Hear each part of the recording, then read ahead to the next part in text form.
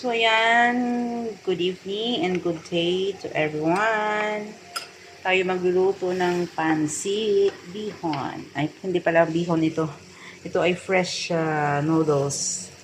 Ito ay fresh noodles. Yummy.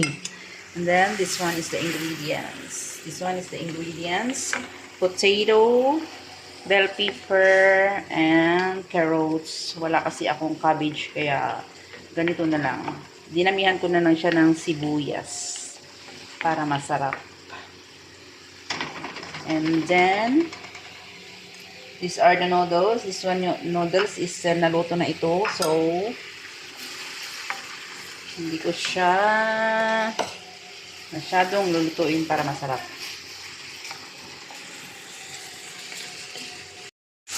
So, ayan, nilagay ko na yung pansit. Ayan. Pahinain natin yung apoy.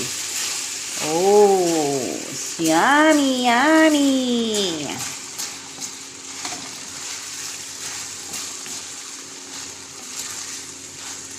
Ito, walang toyo mga guys. Walang toyo ito. Hindi ako naggamit ng toyo.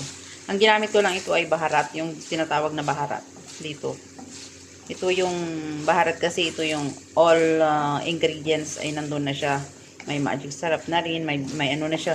May lasa na kasi siya. Kung lalagyan mo siya ng baharat. So, yan.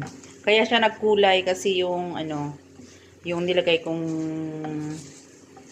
tawag doon, yung nilagyan ko siya ng kaunting turmeric. Kaya siya nagkulay. Yan, ito ay good sa mga sa mga vegetarian, yung mga hindi siya gumagamit ng mga kung ano-ano. Basta ito, maganda siya. Masarap. Yan. Yan ang aking pansit. Yan ang aking pansit. Nakakainin. Ito na yung aking dinner. Wow. Yummy.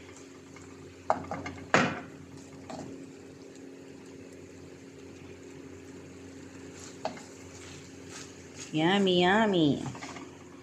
Ayan. So, tikman natin kung masarap.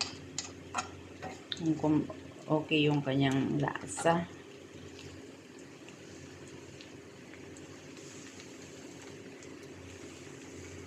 Tikman ko kung anong lasa.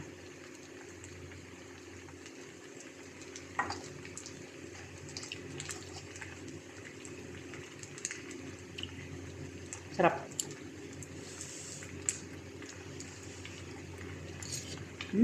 Sarap. Sarap. Wow. Pinuri ang sariling luto.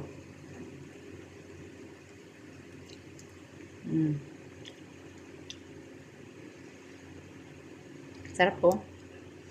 Nahulog pa. Sayang.